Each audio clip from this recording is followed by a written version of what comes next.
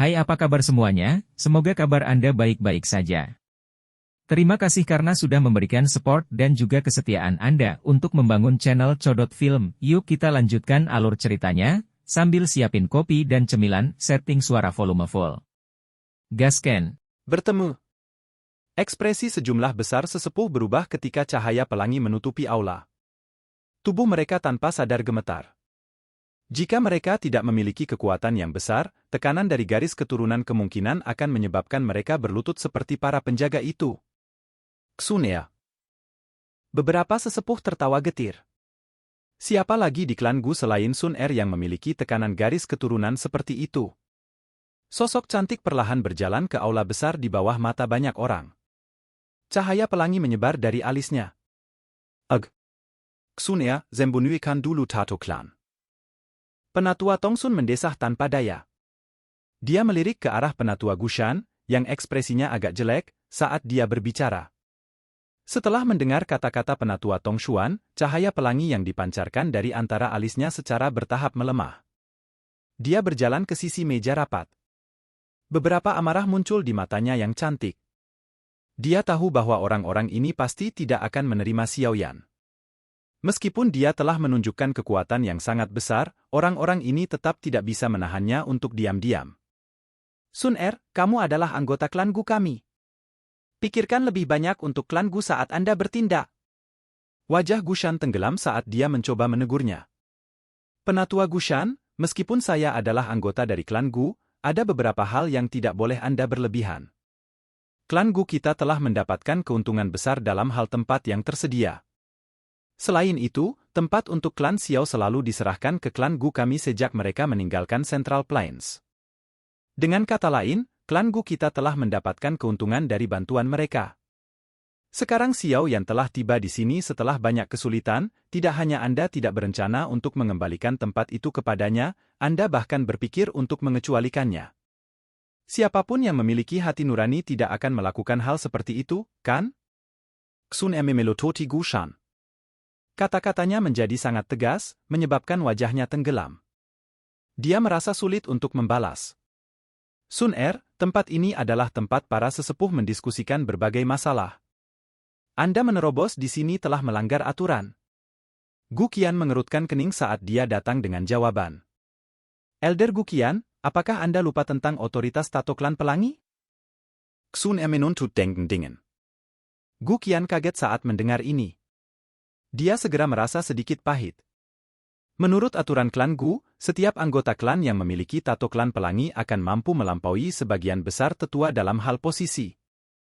Memasuki ruang pertemuan ini tidak melanggar aturan apapun. Baiklah, berhenti berdebat, penatua Tongshuan mengerutkan alisnya saat dia akhirnya membuka mulutnya dan memerintahkannya. Aula besar menjadi jauh lebih sunyi setelah mendengar suaranya. Banyak mata tertuju pada penatua Tongshuan. Memang agak berlebihan untuk mengecualikan Xiaoyan, menambahkannya ke daftar nama makam surgawi ini. Klan Gu kita telah memanfaatkan tempat klan Xiao selama bertahun-tahun. Sekarang saatnya mengembalikan mereka. Apalagi, hanya satu Xiaoyan dari klan Xiao yang datang. Bahkan jika kita mengizinkannya memasuki makam surgawi, klan Gu kita masih memiliki 5 tempat.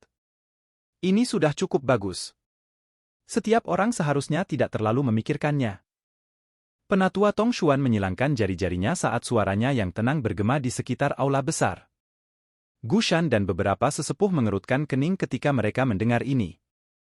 Namun, mereka hanya bisa menganggukkan kepala. Mereka mengerti bahwa Sun Er memiliki garis keturunan dewa. Lupakan ayahnya menjadi kepala klan saat ini. Hanya garis keturunan ini dan tato pelangi yang menyebabkan bobot kata-katanya menjadi berkali-kali lipat lebih berat. Bahkan sesepuh berpengalaman seperti mereka tidak bisa menegurnya. Karena tidak ada keberatan, kami akan memutuskan untuk melakukannya seperti ini. Makam surgawi akan dibuka dalam 2 hari. Sun Er, minta Xiaoyan untuk mempersiapkannya. Elder Tongshuan berbicara. Ya, sesepuh, maaf telah mengganggu Anda. Xun sedikit mengangguk. Dia membungkukkan tubuhnya dengan sopan kepada semua sesepuh yang duduk. Setelah itu, dia berbalik dan berjalan keluar dari aula besar di depan mata penuh hormat dari penjaga di sekitarnya. Cukup banyak sesepuh di dalam aula saling memandang setelah melihat punggung Sun Er menghilang. Mereka tidak mengharapkan Sun Er, yang biasanya tidak peduli dengan hal-hal seperti itu, untuk bertindak begitu kuat ketika menyangkut sesuatu yang berhubungan dengan Xiao Yan. Penatua Tong Xuan, masih ada makam Xiao Xuan di dalam makam surgawi. Orang-orang kita telah gagal memasuki tempat itu bahkan sekarang. Gu Shan terdiam sesaat setelah Sun Er pergi sebelum berbicara tanpa sadar. Penatua Tong Xuan tidak bisa menahan cemberut ketika dia mendengar kata-kata ini. Kalian semua seharusnya tidak memiliki pemikiran tentang makam Xiao Xuan.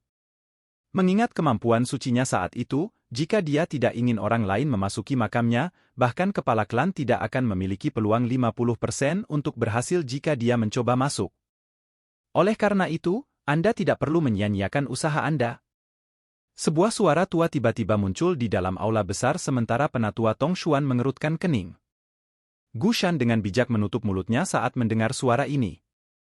Karena bahkan orang ini telah berbicara, dia hanya bisa berhenti memikirkan makam Xiao Xuan. Baiklah, ayo kita bubar. Klan Gu baru-baru ini mengundang cukup banyak ahli. Kalian semua harus lebih memperhatikan. Jangan biarkan mereka mengganggu warga keturunan dari klan Gu. Diamond Jury. Banyak sesepuh menjawab dengan hormat ketika mereka mendengar kata-kata ini. Setelah itu, mereka perlahan berdiri dan meninggalkan aula satu demi satu. Penatua Tong Xuan duduk di kursinya. Dia menyaksikan aula besar ini dengan cepat kosong sebelum menghela nafas, bagaimana pemimpin klan dan yang lainnya memandang Xiao Yan? Ruang di kursi di samping meja rapat menjadi terdistorsi setelah kata-kata penatua Tong Xuan terdengar. Seorang pria tua berjubah abu-abu perlahan muncul. Dia dengan lemah menjawab, "Dia akan menjadi besar." Oh? Penatua Tong Xuan menggengkedelisnya. Jelas tidak mudah untuk membuat orang tua ini dengan harapan yang sangat tinggi untuk mengucapkan kata-kata ini. Bagaimana dengan Tushi Ancient Gods Jade? Berdasarkan tebakan kami, kemungkinan besar dengan Xiao Yan. Hal-hal akan menjadi agak merepotkan jika benda ini akhirnya diambil oleh klan Hun. Penatua Tong Xuan ragu-ragu sejenak sebelum bertanya. Tangan keriput sosok berjubah abu-abu itu mengusap sandaran tangan kursi. Sesaat kemudian, dia akhirnya berkata, tidak perlu khawatir. Ini akan diselesaikan. Jadi seperti ini, ya? Penatua Tong Xuan mengangguk dan bergumam pada dirinya sendiri. Awan samar menutupi gunung hijau subur, membuatnya tampak seperti surga. Xiao Yan menggunakan langkah kaki yang lembut dan lambat untuk berjalan ke puncak gunung. Luka dan kelelahan di dalam tubuhnya telah sembuh. Setelah tubuh fisiknya mengalami penempaan kekuatan naga Phoenix Zian, itu menjadi sangat kuat. Kemampuannya untuk pulih bahkan tidak perlu disebutkan. Hal? Xiao Yan membiarkan flame mantra beredar saat dia perlahan berjalan melewati hutan pegunungan. Dia menyerap energi murni dan membiarkannya menyerang setiap bagian tubuhnya. Namun, kaki Xiao Yan berhenti saat dia tenggelam dalam keadaan seperti itu. Matanya yang tertutup dengan cepat terbuka. Ekspresi serius muncul di wajahnya saat dia melihat ke tepi jalan pegunungan di depannya. Sesosok berdiri dengan tangan di belakang punggung di tempat itu. Kejutan melonjak ke mata Xiao Yan saat dia melihat punggung itu. Dari indranya, orang ini bahkan tidak memiliki aura sedikit pun. Seolah-olah orang ini, bahkan ruang tempat dia berada, tidak ada. Namun, itu mungkin bagi seseorang untuk memastikan bahwa ini adalah orang ketika seseorang melihat dengan mata telanjang. Indra yang saling bertentangan ini luar biasa tidak biasa. Xiao Yan Junior ini hanya lewat. Tetua, maafkan saya jika saya telah mengganggu Anda. Xiao Yan menangkupkan tangannya ke sosok ini dan berbicara dengan suara yang sangat sopan. Setelah itu, dia menggeser kakinya dan perlahan mundur. Perasaan yang diberikan orang ini padanya terlalu aneh, menyebabkan dia tidak punya pilihan selain menjadi sedikit berhati-hati. Tidak perlu pergi. Aku telah menunggumu di sini. Xiao Yan baru saja melangkah mundur saat tawa samar terdengar di samping telinganya. Matanya menjadi silau. Lain kali dia memfokuskan pikirannya, dia menemukan bahwa dia sudah berada di puncak gunung. Awan berlama-lama di sekelilingnya, memberinya suasana surga. Namun, ini menyebabkan hawa dingin meningkat di dalam hati Xiao Yan. Taktik macam apa ini? Dia telah bertemu ahli yang tak terhitung jumlahnya selama bertahun-tahun. Namun, ini pertama kalinya dia bertemu dengan seseorang yang bisa menggeser tubuhnya sendiri tanpa dia merasakan perubahannya. Xiaoyan Menilan Sedagak Air Liar. Dia melihat lurus ke depan di mana sesosok berdiri dengan tangan di belakangnya tidak jauh. Orang itu tidak memiliki tekanan yang kuat, tetapi Xiao Yan tidak berani meremehkan orang ini bahkan sedikit pun. Dia yakin bahwa orang di depannya pasti orang paling menakutkan yang dia temui sejak kelahirannya. Sejak Xiao Yan ada di sini, dia tidak akan merasa ngeri. Dia dengan cepat mengendalikan emosinya. Kekuatan pihak lain terlalu menakutkan. Dia bahkan tidak memiliki sedikit pun kemampuan untuk melawan. Karenanya, dia tidak khawatir pihak lain akan melakukan apapun padanya. Dengan memiliki kekuatan seperti itu, yang perlu dilakukan pihak lain hanyalah melambaikan tangan secara acak dan itu akan melukai dirinya secara serius. Tidak ada gunanya memainkan semua trik yang tidak berguna ini. Haha, tidak disangka bahwa klan Xiao benar-benar mampu menghasilkan seorang pemuda yang luar biasa setelah garis keturunannya terbuang percuma. Ini telah menyebabkan saya tidak punya pilihan selain percaya bahwa tindakan Xiao Xuan adalah dengan alasan. Hati Xiao yang terasa sedikit dingin. Dari kalimat singkat ini, dia mengerti bahwa orang misterius di depannya telah melakukan kontak dengan leluhurnya. Dengan kata lain, pihak lain adalah iblis tua yang telah hidup dalam jumlah tahun yang tidak diketahui. Bolehkah saya tahu nama sesepuh?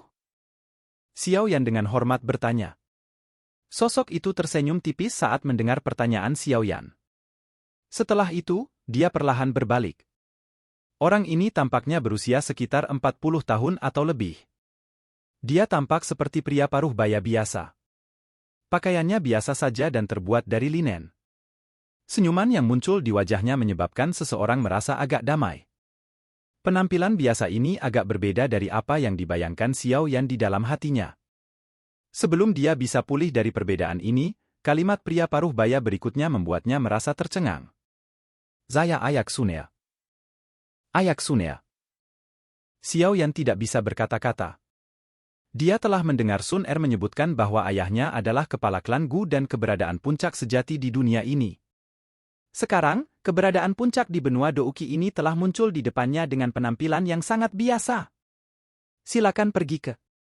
Oke guys, jangan lupa like, comment, share, and subscribe di channel Codot Film. See you next video, peace out and bye-bye.